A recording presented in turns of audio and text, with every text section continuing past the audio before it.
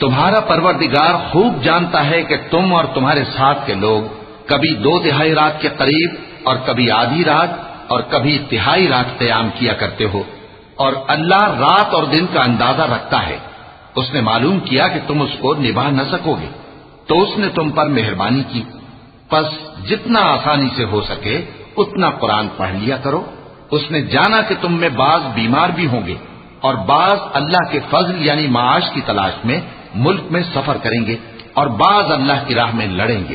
تو جتنا آسانی سے ہو سکے اتنا قرآن پڑھ لیا کرو، اور نماز قائم کرتے رہو اور زکوٰۃ ادا کرتے رہو اور اللہ کو نیک نیتی سے قرض دیتے رہو، اور جو عمل نیک تم اپنے لیے آگے بھیجو گے اس کو اللہ کے ہاں بہتر اور صلے میں بہت عظیم پاؤ گے، اور اللہ سے بخشش مانگتے رہو، بے شک اللہ بخشنے والا ہے، مہربان ہے۔